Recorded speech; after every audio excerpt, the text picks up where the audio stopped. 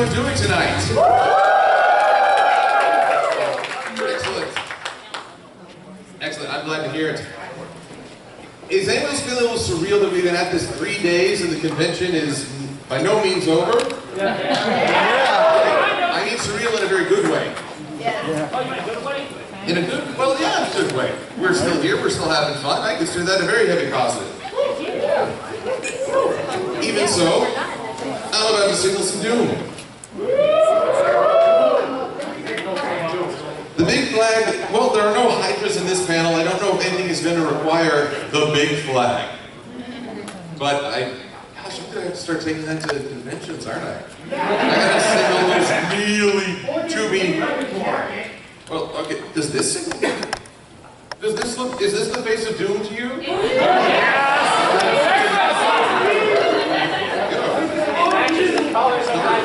Let's see here, let's see. Oh, alright. Your conventions will say, I'm afraid some of these don't have toppers, so you just gotta be a little careful with where they go. I'm sorry, I've only got so many. I want to make sure I give some to as many sections as I can. Let's say one. And over here, here's two. Why didn't you give one to this copy? Why didn't I give one to who? Oh. Is Sylvie who? Who? What? Where? How? I try to separate them. So I wish I had enough doom flags for this entire hall. Of course, I don't want to doom you all. That would be a bit. The moment I stepped in here.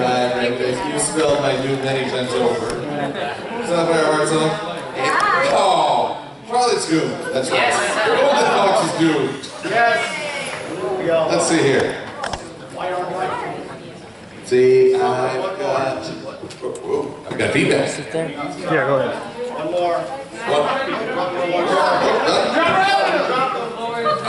The floor is doomed. We're all doomed. Oh my goodness. Oh, okay.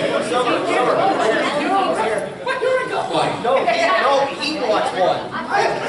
Everyone wants one now. See, this is what happens. Did you bring it up for the whole class? I did not. Here, Manga is doomed because he's in a relationship with Sapphire Heartsong. Oh, was that harsh? Yes, it was. Was that a horrible thing to say? Yes, it was. Somehow I'm supposed to be talking about YouTubing and idiots and ethics. I just said that. Everyone, I wish I had doom flags for the whole room, but I only have 2 hands, and one of them was holding a backpack. What's a doom?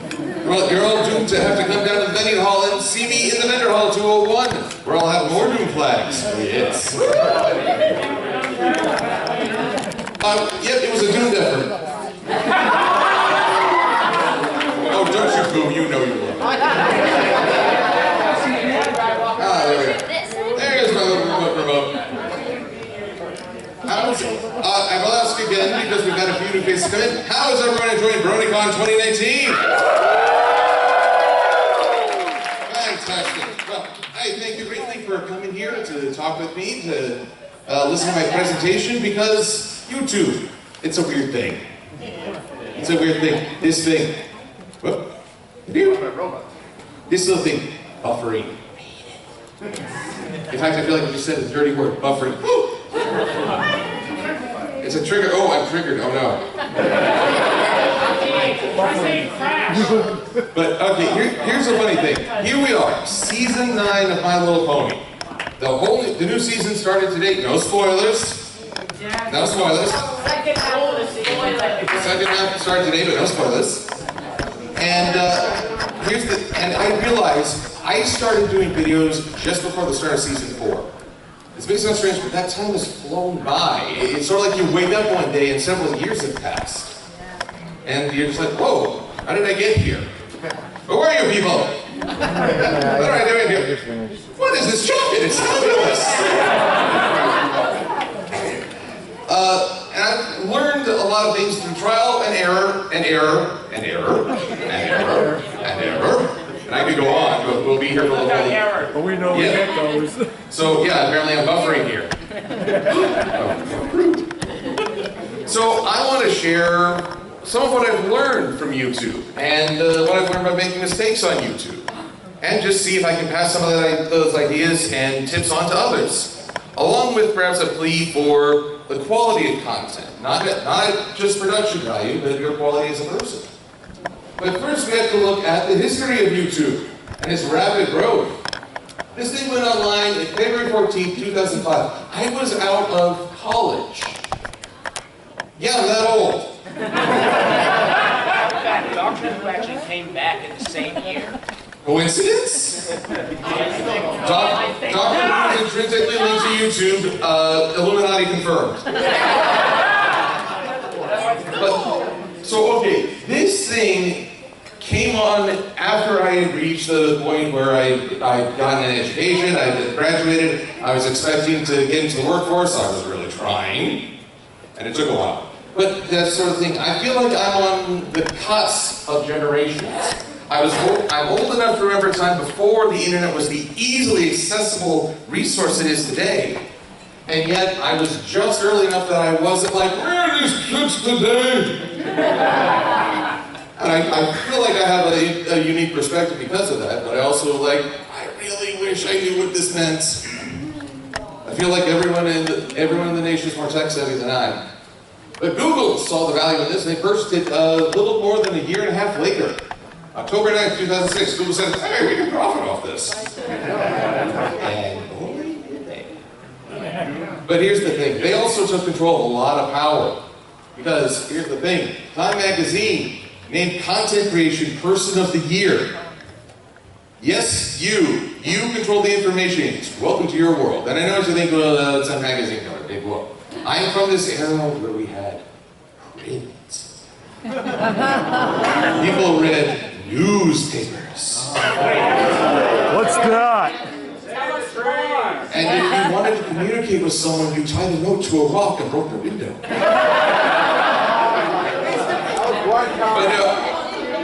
But Time Magazine is kind of a validation. It's an affirmation of your importance. It grants legitimacy. That's why being named Person of the Year is a pretty big deal. To say that content creators now have this influence over our culture is astounding and frightening and beautiful. It's all those things, kind of like a convention. Hey. See what I did there? Hey? So, rapid growth in YouTube, but then there's the question of, well, what do you want to do on YouTube? Because we have musicians, we have video games, we have do-it-yourselfers, we have education, philosophy, religion. Scammers? Lots of scammers. Lots of scammers. We have those gosh darn clickbait titles. Unboxing. Unboxing. Okay, if I put this forth to you, I'd like you to watch a video of me opening a box. Why? Desperation? Oh, what's up? Epic reaction. And yet, my friend, the Kaiju no Kami, he gets things from lootbox.com, is it? He wants unboxing, and I looked at him and was like, I don't even know you anymore. Maybe there's hope inside. You know, we've yet to have Pandora's unboxing.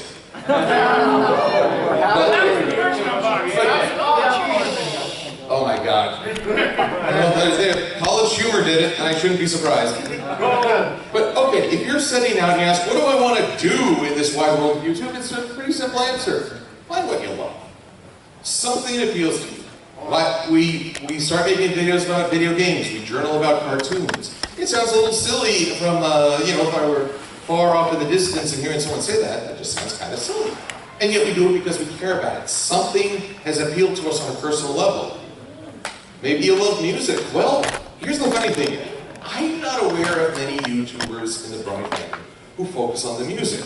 I have friends who are very knowledgeable about music, and they can explain a lot more than I can, such as Grandpa's here in the audience, who I was totally on his Trailblazers panel and didn't forget about it at dinner tonight. I'm totally not embarrassed and senile. Oh yeah, totally. Oh yeah, totally. But I love to know more about music from someone who had an education or who has a fascination with it. The last musical term I really heard was the deceptive cadence of this aria. And because of my lack of education, it didn't quite click. I got the message, but not the mechanics. I'd love if someone out there could explain that to me. Maybe you love character design. Oh, speaking of I Can't Stop Wedding, when Chrysalis showed up, oh, I was smitten with Eve. I thought she was one of the coolest designs, and I could understand totally why. The next day, one day after the season 2 finale aired, there was an entire Drawfriend post on Equestria Daily dedicated to just her. No one else but Queen Chrysalis, and these were not just quick little doodles, these were highly detailed art pieces. It was magnificent. Maybe you love storytelling techniques. We have Campfire Tales, where the Phillies learn about 3 great heroes in equestrian history, all because they were in a situation that set the stage. Sometimes there's a Fox story, like with Reinhardt, and his reflecting on his history to make a decision in the present. That's how we got the Overwatch cinematic, Die with Honor, I think? Honor and glory. Honor and Glory, thank you. So, there's all these different techniques, and it's kind of funny. This show, sometimes something in the show triggers a thought in my head that makes me want to explore further. Sometimes I have a thought about a different topic, but this show is a great medium to express the idea. And that's sort of the hidden dance that I find in YouTube videos and pieces that go beyond just, I like this episode, I didn't like it. It's sort of that personal experience that shines through. But, okay, you found something you might like, something you might enjoy, like how to make a really awesome mask. And would you mind standing up for a quick sec? Is this not also metal? Oh, yeah. Just from that awesome mask, you could do a history on the plague doctors and why this bird-like mask has become a part of our culture. You could talk about the materials involved in creating it, the technique, the balance. Looks more like the nose of a fighter jet. Well, it all comes together. Maybe you can actually make that connection. What is it about this angular thing that recurs so much in our imagery and design? See, all that just from a mask. And all of it can be very sincere. So you gotta take Stark though. Take stock though. Don't be Stark. Do not go Starkers on a YouTube video, pro tip. So one of the first things is to say, what kind of editing do I have? Now, again, this is where I'm gonna show my age. Back in my day, we didn't have any of those fancy editing programs. iTunes and Windows, we were making I said. Why did I just turn southern? Trying to sound old, but you're not doing it right. I'm not doing it right. Extra germs. But it's true that a lot of computers come with a default editing program.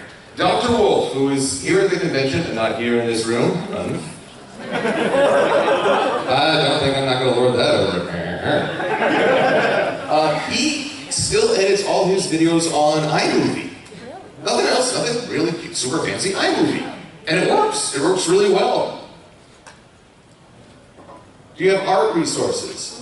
This is from Patty B Creations, who did an entire video on the, I can't recall if it's 5 or 7 recurring shapes in My Little Pony. The horseshoes, the swivels, flowers, hearts, green clothes, purple horseshoes, blue diamonds. Oh my god, I'm listening to My Little Pony and Lucky Charms.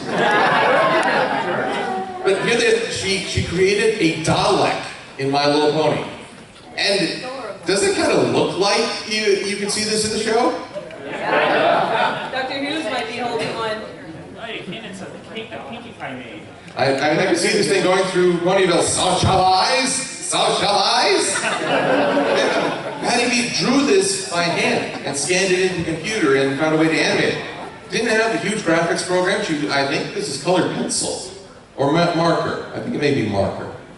But hand-drawn and a scanner. Those are your resources. What do you have on hand? And it's kind of funny how technology has creeped into our lives where it's not as we're not as bare bottom, rock bottom resources as we might have had once before.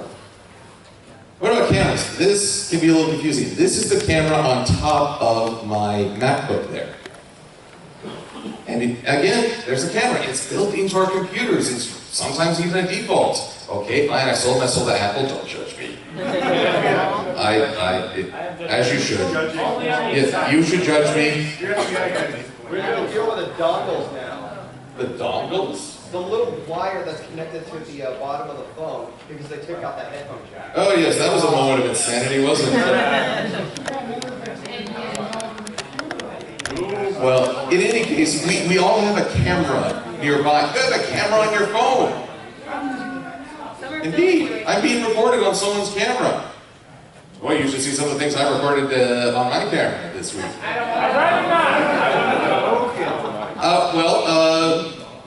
Mitch Larson smeared marshmallow fluff on my head in the Who's Line Is Anyway. So a friend recorded me going to the other reviewers and asking, would you like to clean my forehead? Look for that on my YouTube channel, and probably for me to have a lot fewer friends in the next few days. Okay, so you've got cameras. But how do you want to bring this all together? This is one of the... It's funny, there's an education tool no matter what you feel. If you really like something, watch people who do it well and learn from them. Doesn't matter what it is. If you like writing, read from your favorite authors, right? Read from authors who come from great acclaim. If you love artists, study their work. Find out what it is about their work that you love. If you want to make YouTube videos, watch some YouTube videos that you enjoy. In my case, I really enjoy the Neebs Gaming Channel. Who here has seen Neebs Gaming? Who here has seen their Subnautica series? Yes. This is, I would actually hold up because, well, it might not seem like something I relate to my own videos as I don't do gaming, but they do a lot of fun things that I think really strengthen their presentation. Case in point. Well, what makes them stand out? Well, let's look at a clip from Subnautica. For those who don't know, it is a video game survival, not quite horror, but definitely survival, where you are stranded on an ocean planet and have to make do while just about everything wants to kill you. The Aurora is down. The Aurora is down. It does not look good.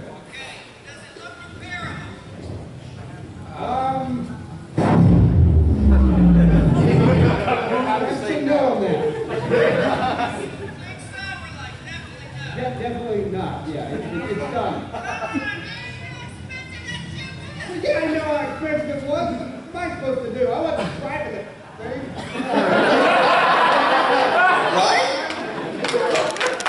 Okay, so let's go through this. What is it about that clip that I love so much? First and foremost, what's happening in that clip? This is a game where you are the only human on the planet. The only alive one, at least. And yet, who's he talking to? Well, they found the game within the game, the extra layer to make it more interesting.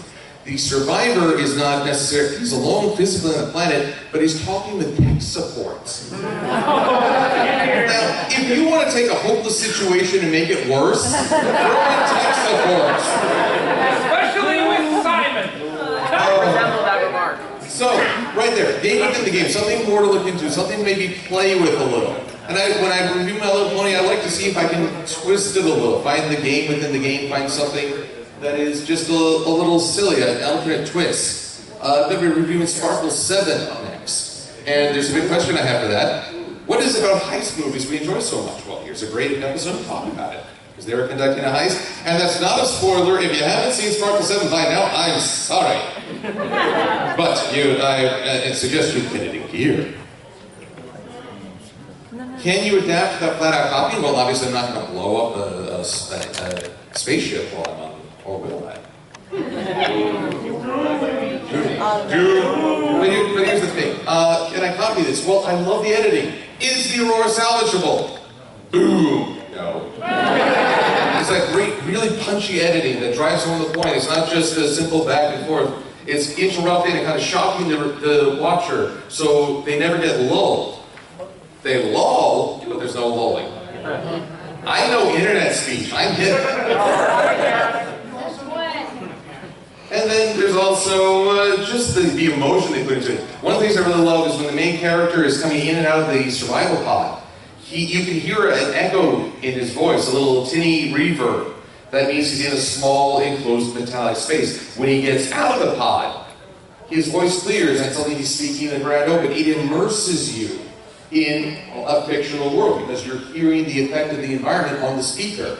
That's something I can do in my videos. If my character's in a cave, I can add a reverb. If he's got a bucket over his head, I can put a bucket over my head and hope I don't bounce into the microphone. You can have a way to immerse people just by applying some filters and asking, how did someone like Needs Gaming do it. But this is also tricky. Can you adapt without flat-out copying? I think there is a very legitimate critique against brony YouTubers in particular that we love to copy and lift shows from other shows. And for a while it's like, hey, I got that reference.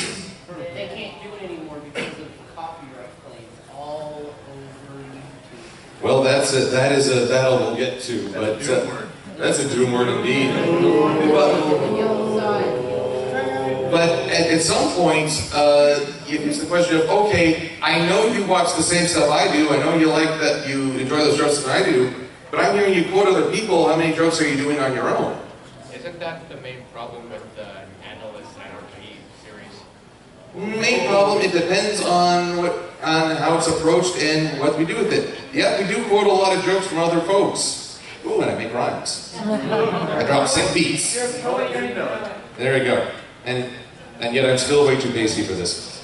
But that's also a challenge. If you feel that's a weakness, then you can ask, what can we do to improve it? What can we do to strengthen it? Part of the fun with, who here saw Great Scott This Is Heavy, where Bliss and I got super forms in Flash?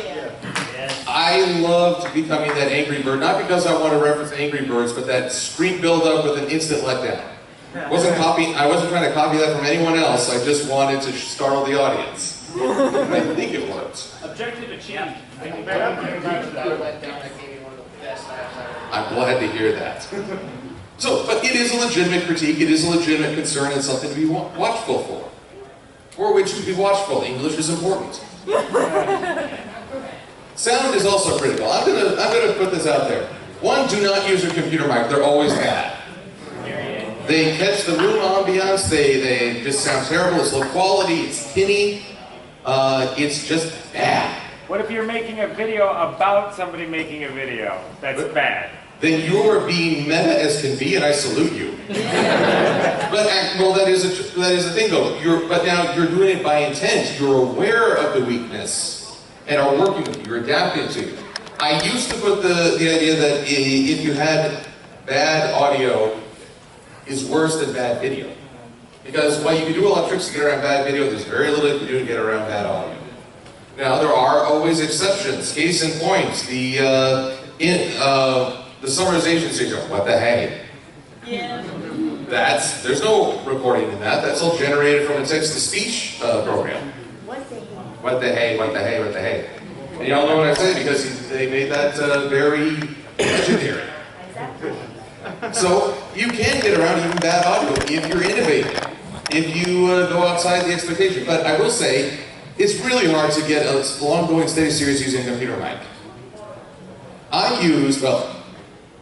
This is the microphone I used at first. I don't even know if I want to try and pronounce it. The Sennheiser E835. It's a condenser mic. It's a condenser mic, very similar to what I'm holding in my hand right now. But there's a problem. Unless you have a very customized computer, it's not going to go in because it uses an RCA plug.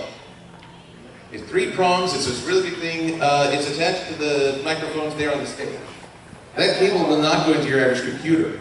Instead, the Tascam created this digital converter. It takes the signal from the mic, converts it into a digital signal, and sends it out through a USB port. And if This is an XLR connector. XLR, man. I said RCA, didn't I? Yes, you did. I said that you plug a remote-controlled car into this thing. XLR. My bad. But thank you. And, you know, you can control how much of the input. Do you want input or output to be emphasized? You can make it louder. You can play with this. And it's important because every voice is different, and you're going to have to customize. I got a little piece of white chalk, and I marked off where I wanted the inputs to be, depending on what microphone I'm using with this. I still use this this very day. It's lasted since 2006. Yeah, it's a sturdy rock. And when it eventually does give out, as everything does, oh, wood to knock on, I'm in trouble now. You will hear the profanity on the horizon, I promise you. But then eventually I wanted to try something different, so I got a Blue Yeti. This is a microphone that has a USB built right in. It goes right in your computer, plug, done. You can still control the input through the control panel on your computer. so you're not without customization options. But I thought this would be easier, and it was. It was a much higher quality microphone than the one I've been using. But there's a problem. Because, you see, the microphone is powered through the USB line that is also sending the signal out. You have energy flowing through a signal. What do you get? Yes, noise. It's a very subtle hiss. If you record and you just let yourself sit in silence and you play it back, that gets distracting. So you can edit that out. We'll talk about some audio editing programs. But that was a problem. And I thought, you know what? If I'm adding another problem, maybe it's time for another solution. So I went with this for a good while, and thanks to support from folks on Patreon, I managed to get a new condenser mic, much more powerful. But it was so, it needed its own sound box. Thank you. It needs its own sound box. So again, I found myself once again taking the XLR cable. The sound box is going into that Tascam converter to my computer once again, but there's no hiss now. And because it's a higher quality, powerful mic, I have a much clearer voice. I'm always chasing better sound. I always want to be a healthy dissatisfaction. You always want to be better. If you start resting on your laurels, you might be in trouble. Yes? What mic did you get? Let's see here. Man, I have to get right up against this thing to double check. Yeah, this is the Rhodes NT1A. Rode Audio. They're very big. They especially focus in microphones. You can buy shotgun microphones for your cameras at like a Best Buy, and they're by Rode. Sound editing also critical. When I started, I had GarageBand. It comes with every Mac. But it's also pretty basic. What it did was help me remove the noise. You can see the hiss. You can say, hey, computer, this section here is pure noise. I want you to find it in the whole file and remove it. It takes a little processing, but the computer will do it. But here's the problem. It also made me slice off a little bit of your own audio, make your voice sound just a little different. Someone today said, you're not using the same accent you use in your videos. I have an accent? Did they specify what accent you had? No, I'm from Colorado. When was the last time anyone said, oh, that guy's clearly from Colorado, listen to that Coloradan accent? I mean, the only Colorado accent I know is, ew. Oh, wait, family show, sorry. So, I upgraded. There's a free program out there called Audacity. We got some Audacity fans here.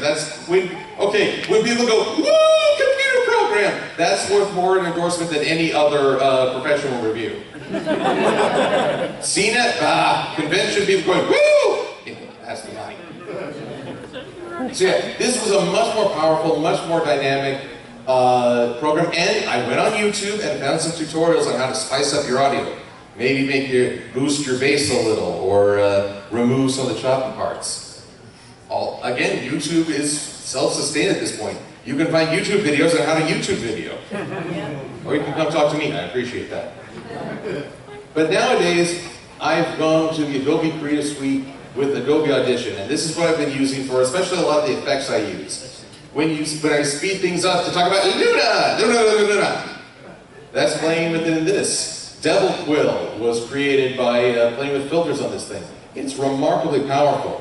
Especially right here, you can layer effects on top of one another and go back and change the settings. Whereas Audacity is kind of like a bicycle chain. You have to handle each link, and if you want to go back and fix one thing, you have to undo all of it. But with increased options and flexibility comes greater complexity. I recommend you start small and work your way up, and it feels like a more gradual process. It also means that you see your own growth in technical sense. But what about on-screen presence? Okay, this is hot, and I don't just mean attractive. I'm balmy here. Don't you in me, young sailor. You know you want one. I'll concede, he's right. He's right. I won a victory over a person I only just met. Thank you, good sir. But here's the thing. An OC, it's not mandatory. When I started, pretty much every burn reviewer had some manner of OC on the corner and the video. I went with that formula. You don't have to. Yeah. Oh, Golden Fox, who also has a YouTube channel, give me a stand up here. All right. Let's have a salute. Golden doesn't just have an on-screen presence with his OC, he animated an entire intro for his OC. Oh yeah. That took a while. How long is a while? Several months. That's dedication. Because I made my own music. He made his own. What did you make it in GarageBand? Reaper. It's a RAW recording audio workstation or something like that. Yeah. And we also got the panel woo, so there's an endorsement. So I guess they're saying don't fear the Reaper.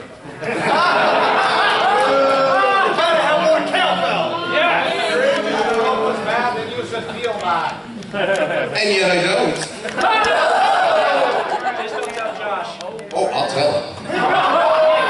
I'll tell him. Now, Anyway, conflict starts to creep its way in because Twilight's trying to follow the school board rules to get this place accredited, but once again, this is a school for friendship, and as many of us have been saying ever since Twilight started mentoring Starlight, you can't teach friendship out of a textbook. Think about it, the first time you become friends with someone, it's usually because you're talking about or doing something you both enjoy. In other words, having fun is kind of a requirement if you want to make a connection with someone. And unless you're Twilight, the typical school model of sit down, shut up, and be lectured at all day is fundamentally incompatible with that goal. and Golden Fox called it, that was from the YouTuber Stremis stuff. One of the Burn reviewers I watched early on, which in fact had an impact on how I want to make videos. And he's just using clips from the show. Good editing because one of my teachers in college had a good saying for editing. Say dog, see dog. If you're talking about something, you need to show it on screen. Some folks try to make jokes by having like a person wearing a shrimp suit. We'll talk about a bizarre topic. Does anyone know who I'm talking about? Who am I talking about? Mr. Sterling? You got it, Jim Sterling. He likes to do that, and I understand why he does it for humor, but I think it doesn't really, I think it can actually undermine your point. So that's a creative difference right there. But he's not relying on an OC, he's not relying on anything other than the episode that he's talking about, and the topic of Twilight and the philosophy of teaching friendship. But I'm not crazy about his audio quality. It sounds muffled. That may be a limitation of my computer and taking this clip off YouTube, but I think his videos would increase in quality if he invested in a stronger mic and maybe a little bit more audio processing. Yes? Okay, I just want to add something. Anybody who decides to start, the first thing you should do is just get it out there. Don't worry too much about the quality of what your hardware is. You can eventually, I guarantee you'll get it later on. I had to start off with an iPod to record for my movie reviews back in like 2009 and 2010. And you'll get your way up there. It's very true. Like I said, you take stock of what you have and you work with it and you build up from there. But again, like I said, he started from there and he's working on it, but that would be a tip I'd want to offer for the next stage. What about a real life presence? Chris Stuckman, he does a lot of reviews and they're very direct, swift reviews. It's him talking about the movie. He doesn't even edit himself that much, except maybe a few quick take differences. But the care he exhibits in setting up the shot is wonderful. You have, first off, some figures in the back that are easily recognizable within the movie franchise. But the real draw is these lighted movie shelves, all Blu-rays, all pointing in a V formation back to him. He is the center of the shot, he is the attention. He's saying, hey folks, my eyes are up here. And it works. You keep it interesting. It's visually drawing, it's leading. It's not intensive, but it's involving. What about Bennett the Sage? And he takes things a little different. He is off center. He's on the left side of the screen. But notice that his anime collection is leading you visually back because the shelves are pointing back towards him. You're not distracted because the wall is just a blank square. It's not that interesting, so it's not pulling your eyes away. So in a weird sense, part of this shot is drawing you to the left, part of it is acting as a hard stop, saying this is where your eye needs to be. When I was looking for information on setting up a server, something I'm toying with for down the line, there was a YouTuber who sat with a white shirt in a white room with black monitors behind it. You know, just a freestanding computer. And it was such a boring shot for me because it's like you're fading into the background and the contrast is making the screen stand out. I'd rather look at inanimate objects than the speaker. That's a problem. Now, what about Jeremy Johns? Because let's face it, look at him. I want that hair. I want any hair. And I want that beard. Actually, wait. I'd like your beard too. Okay, do I look smart when I do this? Yeah. Now imagine if I had a beard. Okay, sir, would you mind standing up? Yes! This is the image of intelligence right here. This is pondering. I want that beard. But basically, you want to clean your room because there's no distraction. He's in front of a green screen. That doesn't look quite so involving, does it? There you go. 1, 2. 1, 2. He's just set up a green screen. I don't know what studio's in. It's obviously well put together because there's no echo. Bedroom with all kinds of foam walls. Indeed it could. As long as you keep the... Okay. Pardon me one sec as I clap.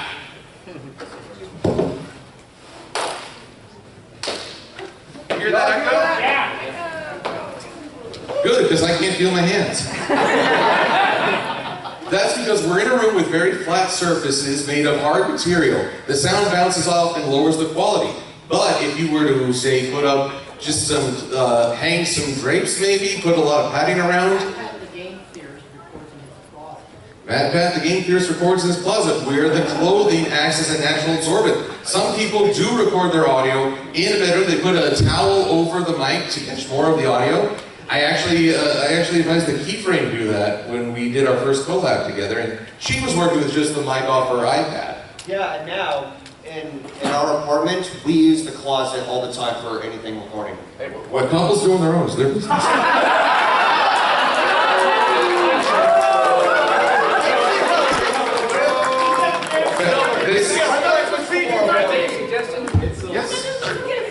At TechoCon this year, I met someone, or this may have been last year, I don't know, but he was an anime fan dubber for anime. He showed us his rig. He took one of those, like, portable, like, you know the cloth drawers that you can pull out of the shelf? Yeah. He took that, flipped it on its side, put in audio-proof padding through the Yeti in there, and we tested it in the room. Clear as crap audio. I'm not sure your simile works. I know it doesn't, but stop.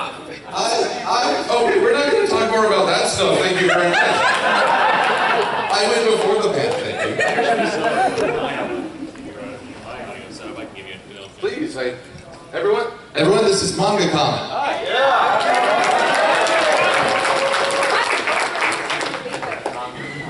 Now look, I know my audio isn't always the greatest when I put my videos out there. Half the time I sound like I'm talking through a cardboard tube.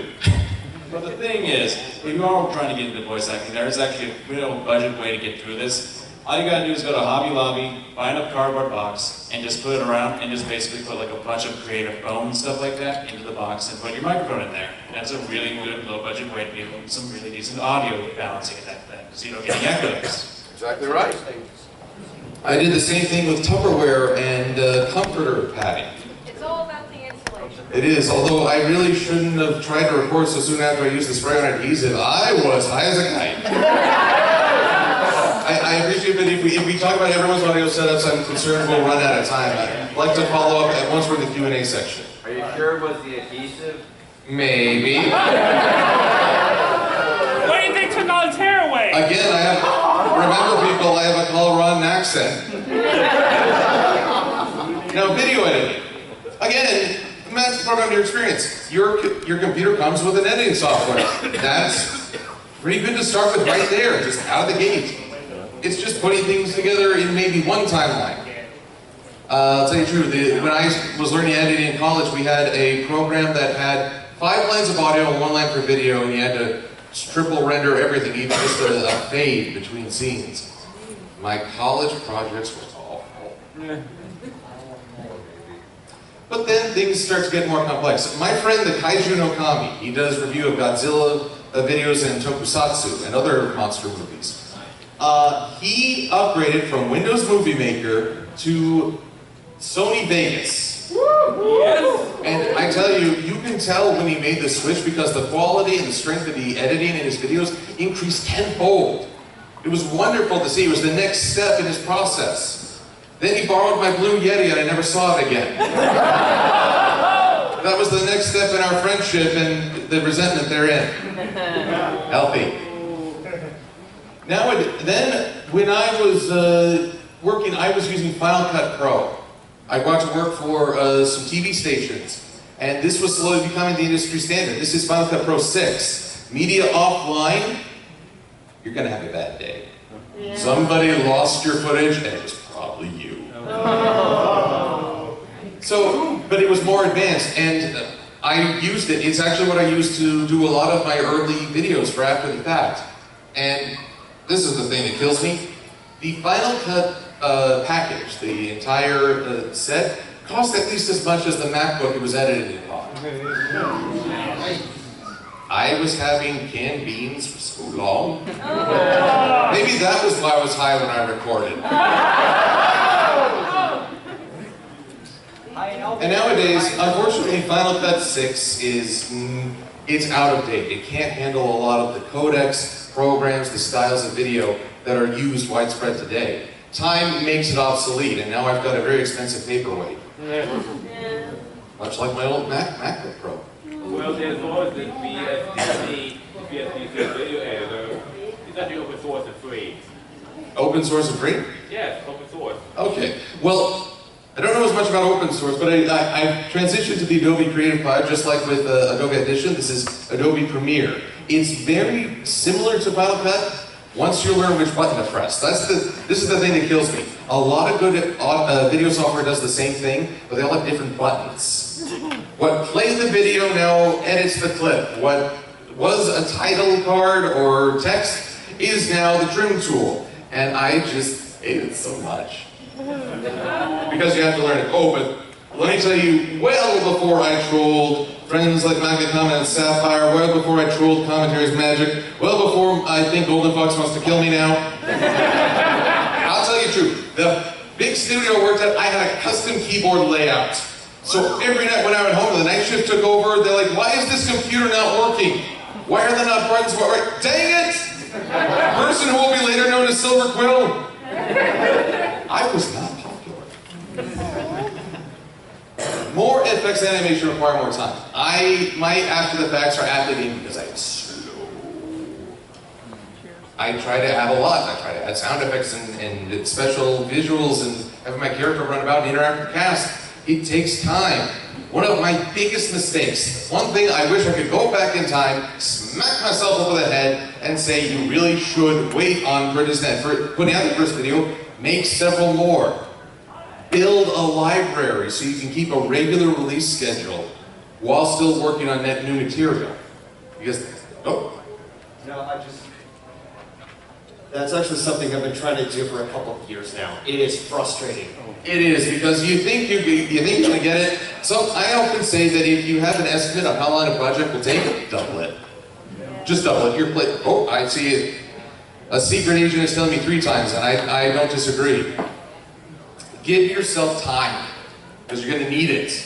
And that's why building up a library can help. Oh, 5 times? Tell anyone else 5 times. Tell anyone else, oh, there you go. Then you look like a miracle worker. So just have several videos ready. Build up the resources. Don't worry about if they're not like the greatest thing ever. What's most important is that the next video is better than the last. Even by just a fraction. As long as you're moving forward, you won't stagnate. But there's also a problem. YouTube and the ego.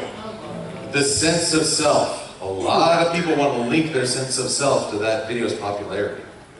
And also to the subscriber count. Look at it. The upvote and the downvote. Do you know how useful these tools are? For For the content creators, the upvote is a nice little dopamine hit. You look, you see a big number, you're like, ah. For the viewers, the ultimate tool is the downvote button, because you feel like you say, that'll show them. Except there's just one problem. What are you showing me? Was it bad video editing? Was it bad audio? Was it bad visuals? Was it a bad message? Was it bad thoughts? I don't know. Because a lot of people who hit the downvote button don't leave the comments. I had one person who actually said, look, I had to downvote this video and here's why. And he left a detailed explanation. You know what? I really appreciate that. Because at least I have information. At least I have something to go off of. It wasn't trying to diminish me, saying you did a bad job. It's saying, look, here's why I made this choice. And that's really good feedback. That is liquid gold, especially on the internet, when someone can give you that feedback. I'm a fan of Eckhart Tolle, who talks a lot about the sense of self. Acknowledging the good that you already have in your life is the foundation for all abundance. In other words, you're more than your videos. These videos are coming from a place within you, an expression of your creativity and insight. They don't define your value, they don't make you better than the next person. They don't mean anything more than you do. You bring meaning to the video through your own efforts. And so one of the hardest things to have is the confidence to realize you can make something great. It might take some time, it may take a lot of trial and error, but it's going to come from you, not the other way around. And the subscriber count, that's just a form, it's a number. It feels good, you get that dopamine hit, but it's not your value. There's no scale of your value as a person. Or to put it another way, there's no person in the whole world like you, and I like you just the way you are.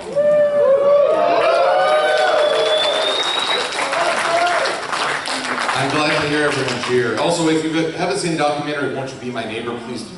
It's wonderful. There's a movie now where Tom Hanks plays Mr. Rogers. I'm looking forward to that. But I do want to make one other appeal. Because there's all manner of video subjects we talk about, but drama, attacking other people on the net.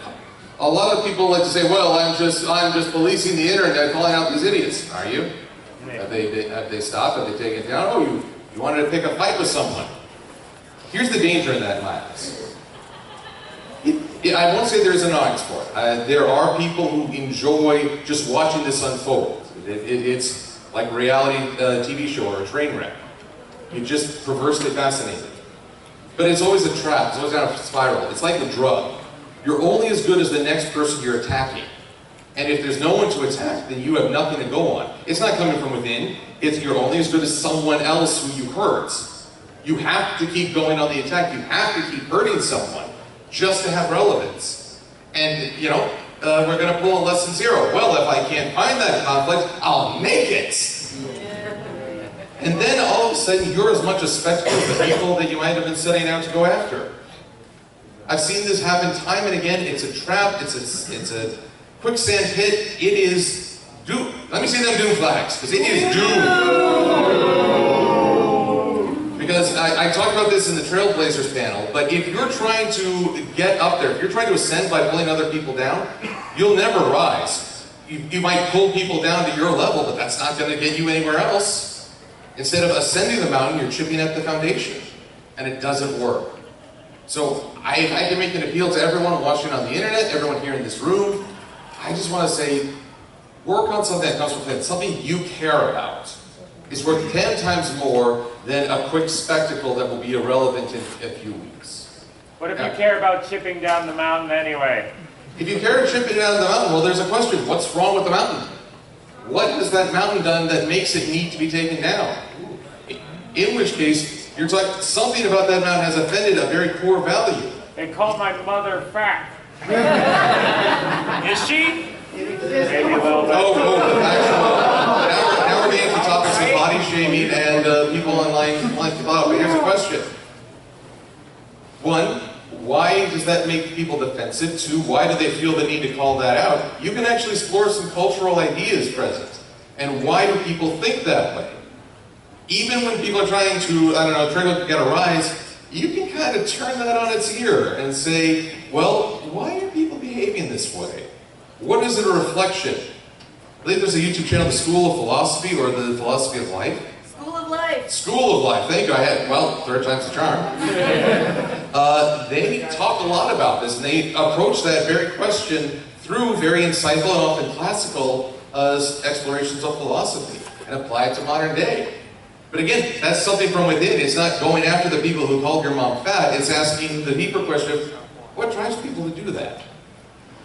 And you can get something of great value out of that. But again, it's because you care about it, not because you're letting other people dictate the conversation. Now, there's still some time, I think like 5 minutes, for some Q&A. So I remember there was a person over here who had a hand up. Oh, yes. There's just a quick thing when we were talking about sound quality. Have you ever considered recording in a vacuum chamber? I like to keep my lungs on the inside, thank you. No sound can exist in a vacuum chamber. Yeah, I'm going to say that the idea of recording sound in a vacuum chamber really sucks.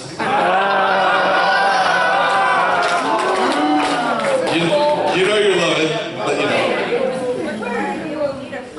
About green screen, at what point does the background become distracting? Oh, excellent question. Because here's the thing about green screen. Without any proper lighting, you get all these wrinkles in the green color. It's usually a green sheet or some kind of material designed not to wrinkle very much. But every variance in the green is harder for the computer to move, and therefore you get you may see like weird speckles or distracting patterns, and the eye picks up on that. You can also have a background that's way too complicated that pulls people's attention away.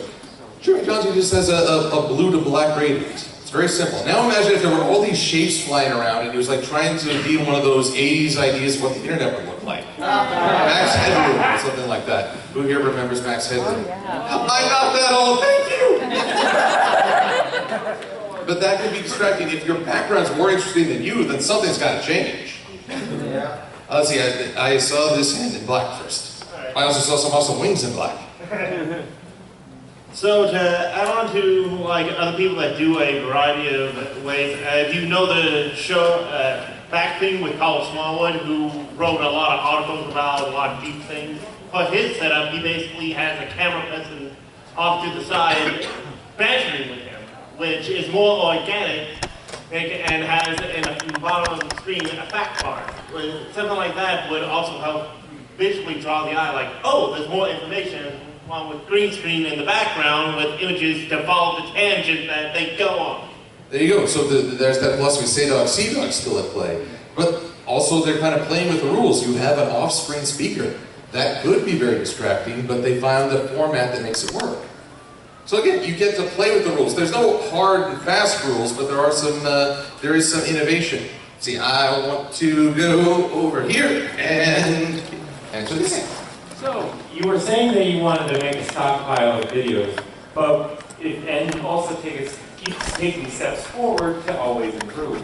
But if you have such a time crunch as like, you want to make a really good video, but it's going to take you like over a month to make, how do you fit in a smaller video in that time frame and still be taking steps forward? Well, another excellent question. I tried something like this with my SilverQuill videos. They were simpler, they were even faster to put together, they didn't require as much time. So it's sort of a sliding scale of how much effort you're putting into it. And I don't think SilverQuill went over as well as I hoped. I don't think it drew people in as much. Did me.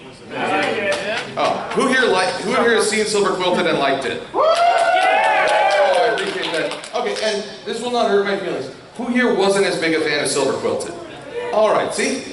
This is the creative differences. This is views saying it wasn't for me.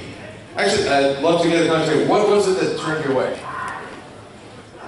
I actually don't remember that much. There you go. It wasn't memorable. It wasn't that memorable. It didn't make as big an impact. Okay. So, you know, it's a trade-off. Maybe you produce a few just sort of fun, easygoing videos, but they're not going to be as memorable. It's kind of, I don't know, a little snack between a real meal. Appetizer. Appetizer. Let's see here. I see. How do you handle copyright? Oh, no, this is important because YouTube and the copyright system is, in my eyes, very broken and very unfair. And it takes a lot. Here's one of the funny things. When I see ads on my videos, That's not me. I don't monetize my YouTube videos. I rely on Patreon. I also have a subscription to DeWolf Music, which is a royalty-free audio library. And even then, when I use the songs that I paid for, not a small fee to use this library, they still claim the content and I have to file a dispute every single video. I even asked them, is there a way around this? Oh, we'll whitelist your channel so those won't come up. Didn't stop. I will continue to dispute those claims because I've got Hasbro always claiming the content. Yeah. And there are times where mostly I've gone with the decision, don't fight it, because if they decide to go over your channel with a fine-tooth comb, you might take everything down. I get the money from Patreon and that's it. Jim Sterling, I'm going to mention him again because he fought it hard.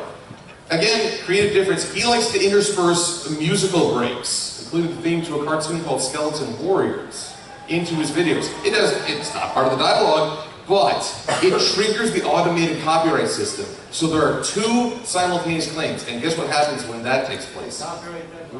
Deadlock. No one gets the money. His solution, and a lot of people have praised it, and it is very innovative. If you can't overcome that system, you can break it so they don't win. And that kept the concept of copyright disputes and the dialogue in the public eye. So I think it does serve a value. But me, I rely on Patreon and I fight the claims where I can and let it go at that. If Hasbro needs their pound of flesh, well, hey, it's Hasbro. Just keep making good ponies at least, please. I bet you got. Also, speaking of good ponies, is it you buy? You could use Argo Box. I believe it's Robbie. Oh, my turn. I've been making analysis videos since 2014, or I call them pseudo-analysis videos because I don't know if they really count or not. They're just me expressing my opinion on things.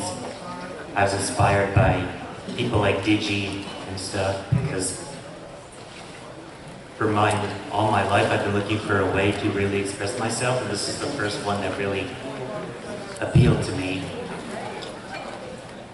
So I've been doing them since 2014, on and off. And expressing myself is the main reason I do these, but I also can't deny that collabs look like a lot of fun, and I do have a desire to do that, but a part of me worries that what if subconsciously that was the whole reason I did all this? How do I know if my motives were really pure or not? Well, I think we can ask that question of ourselves in just about everything we do. Some people say that making friends is the ultimate selfish act because it's for your own benefit. Although I say, what marvelous selfishness then? You improve your life, improve others. I think the best way to approach this is just ask, how high a quality can we make this collab? Like when Golden Fox and I talked about For Whom the Sweetie Belle Toils. We offered different views and we added a skits on that to make it more fun, where he sleep-darted me and we went Inception style. Thanks for that, by the way. It's totally not like I scripted him to do that. Always! Sweetie Bloom and I have done some collabs where she offered scientific knowledge about horses eating rocks. Yeah. And that was a lot of fun, but I couldn't have done it. I didn't know enough. She and Ty and Daga did. And that helped a lot. Sometimes it's about what can you make. If you can't discern your own motives, as we often can't, just ask yourself, can this be good? Because then if you can make something good, even if it's not necessarily for the right reasons, you'd be amazed at how the right reasons can start to shine through. It's like that when I started doing videos, I thought I was just on a digital soapbox, and it was just for funsies. Getting to come to these conventions and talk with all of you, getting the impact it's had on lives, and maybe help people just have a laugh at a difficult time. I want to do these videos now because I hope they can have that impact. I hope they can make people feel better or give them something new to think about.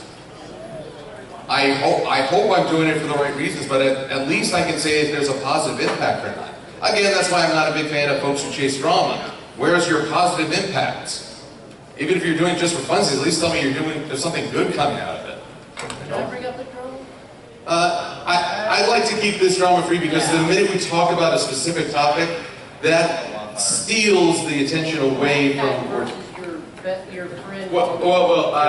Believe me, you don't want to even mention names. Believe it's amazing how even just dropping a name can set people off. Well, I got 1 more minute, so I think this will be our final question. However, after the panel, I'd be happy to go down to the rectangular area where the elevators are, and we can talk more. Elevator R. English is good. English R is good. Hello. Regarding the question on why you keep your video file, I do Toastmasters. One of the things we learned is you keep a story file. That way you have something to always work on to use in the future, because maybe something doesn't work now, but in a future speech you may be able to use it later. Regarding the copyright, look for Joe Sergi, S-E-R-G-I. He does a presentation. He's written a couple of books on copyright for comics, and it may be a benefit for what you're looking for here. Finally, the last bit for Toastmasters is I have people who've never worked with microphones before. What is your suggested distance between mouth and microphone so it doesn't sound like you're swallowing the mic?